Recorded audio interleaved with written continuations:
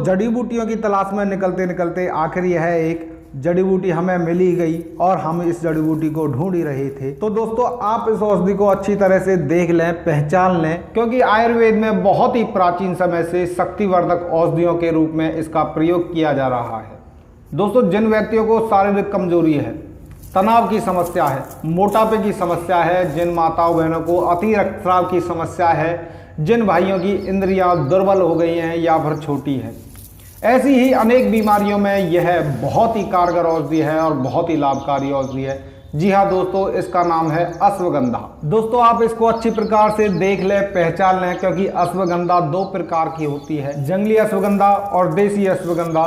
जो जंगली अश्वगंधा होती है उसके जो पत्ते होते हैं थोड़े से कड़क होते हैं, मोटे होते हैं, लेकिन जो देसी अश्वगंधा है उसके पत्ते जो हैं वो मुलायम होते हैं, छोटे होते हैं। मित्रों इसे अश्वगंधा इसलिए कहा जाता है, यदि आप इसके पत्तों को तोड़ेंगे और उनको मसलेंगे तो उनमें से आपको घोड़े जैसी दुर्गंध आती है, और घोड़ा यानी अश्व, इसलिए इसको अश्वगंधा कहा जाता है। अश्वगंधा को लोग आम बोलचाल की भाषा में अश्वगंध के तौर पर जानते हैं, लेकिन देश विदेश में इसको कई नामों से जाना जाता है। इसका जो बॉटनिकल नाम है वह है विथेनिया सोमनिफेरा। इसको हिंदी में अश्वगंध, अश्वगंधा, पुनीर, नागौरी, अश्वगंध, इंग्लिश में विंटर चेरी, संस्कृत में वाराकर्णी, वर्दा, वल्दा, कुष्ठगंधनी, अश्वगंधा, उड़िया में अशंदु, उर्दू में अश्वगंध नागौरी, कन्नड़ में अमनगुड़ा, गुजराती में आसंद, घोड़ा सोडा, असोडा, तमिल में चुबदिक, अश्वगंधी, बंगाली में अश्वगंधा, नेपाली में अश्वगंधा, पंजाबी में अश्वगंध, मलयालम में अमक्कुरम और मराठी में अश्वगंधा के नाम से जाना जाता है। इसे अरबी में तुख्मे हयात कहते हैं। दोस्तों आप इसे किस नाम से जानते हैं हमें कमेंट के माध्यम से ज़रूर बताएं। तो मित्रों आप जानते हैं कि हमें इसका प्रयोग किस प्रकार से करना चाहिए, इसके लाभों को हमें किस प्रकार से लेना चाहिए। तो स्वागत है आपका हमारे YouTube चैनल पर।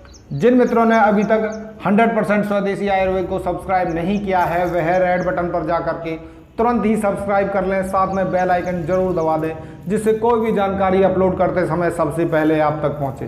साथ में वीडियो को लाइक जरूर कर दें, क्योंकि लाइक करने से मेरा मोटिवेशन अप होता है और मेरा मन करता है कि मैं आपके लिए नई नई जानकारियां लाता रहूं। दोस्तों अश्वगंधा उन व्यक्तियों के लिए विशेष लाभकारी है जिनको सफ़ेद बालों की समस्या है, आंखों की ज्योति की समस्या है, जिनकी आंखें कमजोर हो गई हैं, गले के रोग हैं, टीबी रोग हैं। यह खांसी में विशेष लाभकारी है, छाती में दर्द रहता है, पेट की बीमारी है, कब्ज की समस्या है, जिन माताओं बहनों को गर्भ धारण करने में समस्या रहती है उनके लिए भी अश्वगंधा विशेष लाभकारी है। लिकोरिया की समस्या है, इंद्रिय दुर्बलता यानी लिंग की कमजोरी को दूर करता है। शारीरिक कमजोरी के लिए तो यह रामबाण औषधि है, क्योंकि ज़्यादातर ताकतवर औषधियों में जितनी भी ताकत की औषधियाँ बनाई जाती हैं ज़्यादातर में अश्वगंधा का प्रयोग किया जाता है। तो दोस्तों अब जानते हैं कि हमें इसका किस प्रकार से प्रयोग करना चाहिए। मित्रों औषधि के रूप में हम इसके पत्तों का भी प्रयोग करते हैं और अधिकतर इसकी जड़ का प्रयोग करते हैं। दोस्तों जो इसकी जड़ का चूर्ण होता है वह हमारे लिए विशेष लाभकारी है, विशेष ही असरकारक है, और इसका चूर्ण बहुत ही आसानी से मार्केट में मिल जाता है। चाहे आप पतंजलि का लें, चाहे आप पंसार के यहाँ से अश्वगंधा की जड़ ला करके घर पर कूट करके चूर्ण बना लें, यह आपके लिए बहुत ही लाभकारी है। तो जानते हैं कि जिन मित्रों को सफ़ेद बालों की समस्या है वह इसका प्रयोग किस प्रकार से करें। वह मित्र 2 से 4 ग्राम अश्वगंधा चूर्ण का सेवन करें, सुबह शाम दोनों टाइम करें। इससे समय से पहले बालों को सफ़ेद होने की समस्या ठीक होती है। अश्वगंधा चूर्ण आंखों की रोशनी बढ़ाने में विशेष लाभकारी है। 2 ग्राम अश्वगंधा चूर्ण, 2 ग्राम आंवले का चूर्ण और 1 ग्राम मुलठी को आपस में मिलाकर पीसकर चूर्ण बना लें। 1 चम्मच चूर्ण को सुबह और शाम पानी के साथ सेवन करने से आंखों की रोशनी में विशेष फायदा होता है, आंखों की रोशनी बढ़ती है। दोस्तों जो अश्वगंधा के पत्ते होते हैं यह खांसी में विशेष लाभकारी होते हैं। चाहे आप पिएं, चाहे अपने बच्चों को पिलाएं, यानी खांसी किसी को भी हो सभी के लिए अश्वगंधा के पत्ते विशेष लाभकारी हैं। तो खांसी के लिए अश्वगंधा का प्रयोग किस प्रकार करें। आप इनके पत्तों को तोड़ करके और उनका काढ़ा बना लें और 40 मिलीग्राम काढ़े में 20 ग्राम बहेड़े का चूर्ण और 10 ग्राम कत्था चूर्ण, 5 ग्राम काली मिर्च तथा 2.5 ग्राम सेंधा नमक मिला लें और इनको अच्छी प्रकार से मिला करके इनका घोल सा बन जाता है और उस घोल से इसकी छोटी छोटी गोलियां बना लें लगभग 500 मिलीग्राम की मात्रा में। और इन गोलियों को चूसने से खांसी में विशेष आराम होता है। खांसी बिल्कुल ही ठीक हो जाती है। मित्रों, यदि आप नित्य प्रति अश्वगंधा के चूर्ण का प्रयोग करते हैं तो यह पेट के रोगों के लिए भी विशेष लाभकारी है। यह कब्ज की समस्या को दूर करता है। जिन माताओं बहनों को गर्भ धारण करने में समस्या रहती है, यह उनके लिए भी विशेष लाभकारी है। वो इसका प्रयोग किस प्रकार से करें? 20 ग्राम अश्वगंधा चूर्ण को 1 लीटर पानी तथा 250 मिलीग्राम गाय के दूध में मिला इसे धीमी आंच पर पकाएं। जब इसमें केवल दूध बचा रह जाए तब इसमें 6 ग्राम मिश्री और 6 ग्राम गाय का घी मिला लें और इसका प्रयोग मासिक धर्म के शुद्धि स्नान के बाद 3 दिन तक लगातार प्रयोग करें तो यह आपके गर्भ धारण की क्षमता बढ़ाता है, गर्भ धारण करने में विशेष लाभकारी होता है। जिन माताओं बहनों को लिकोरिया की समस्या है, अति रक्तस्राव की समस्या रहती है, उनके लिए भी अश्वगंधा विशेष लाभकारी है।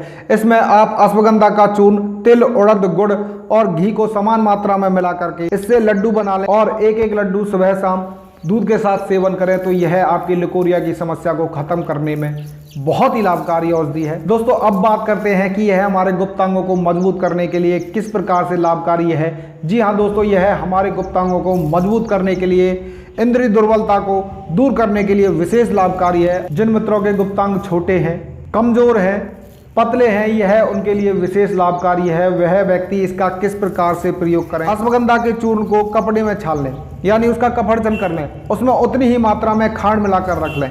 1 चम्मच की मात्रा में लेकर गाय के ताजे दूध के साथ सुबह में भोजन से 3 घंटे पहले सेवन करें तो यह आपके गुप्तांगों को ताकत देने का काम करता है, उनमें मजबूती प्रदान करता है। और जिनके गुप्तांग छोटे हैं तो वह इसका किस प्रकार से प्रयोग करें? रात के समय अश्वगंधा की जड़ के बारीक चूर्ण को चमेली के तेल में अच्छी तरह से घोटकर उस स्थान पर लगाएं जहां कमजोरी है तो यह आपकी स्थिरता को दूर करता है और कमजोरी को दूर करता है, आपकी इंद्रियों को मोटा और तगड़ा बनाने का काम करता है। इसका एक और प्रयोग है अश्वगंधा, दालचीनी और कूट को बराबर मात्रा में मिलाकर कूटकर छान लें।